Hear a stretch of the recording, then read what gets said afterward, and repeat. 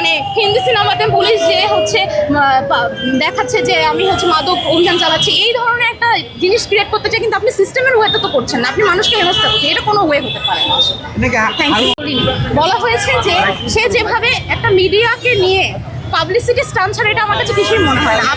আপনি একজন ব্যক্তিকে সন্দেহমূলক আপনার যদি মনে হয়, আপনি মিডিয়াকে নিয়ে যাবেন তার সামনে, তার কাছে তো এখনো কোনো প্রমাণ নাই যে সে আসলে কি, আপনি তার চেহারা দেখে তার হাঁটাচলা দেখে আপনি তাকে বলছেন যে হচ্ছে সে হচ্ছে হয়তো বা মাদক আছে। আপনি মিডিয়া নিয়ে যখন যাচ্ছেন, এই ন্যারেটিভটা তো দাঁড়িয়েই গেল যে তার কাছে মানে তাকে সন্দেহ করা হচ্ছে, অভিযোগকারী ব্যক্তি তার কিন্তু সে কিন্তু অপরাধী এখনো প্রমাণিত হয়নি।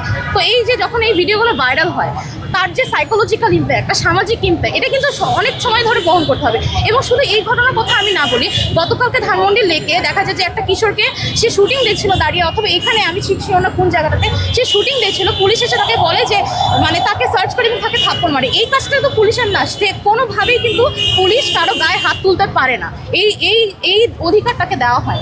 তো মত মানে সে হচ্ছে, আপনি বলুন টিকটকের কথা, টিকটক আসলে টিকটকের বিষয়টা মানে এক একজন এটা এক এক ভাবে বলবে, কিন্তু আমার কাছে মনে হয় যে উনি যেটা করে এটা পাবলিসিটি স্টান্ট। সে হচ্ছে মানে হিন্দি সিনেমাতে পুলিশ যে হচ্ছে দেখাচ্ছে যে আমি হচ্ছে মাদক অভিযান চালাচ্ছি, এই ধরনের একটা জিনিস ক্রিয়েট করতে চাই, কিন্তু আপনি সিস্টেমের ওয়েতে তো করছেন না, আপনি মানুষকে হেনস্থা করছেন, এটা কোনো ওয়ে হতে পারে না।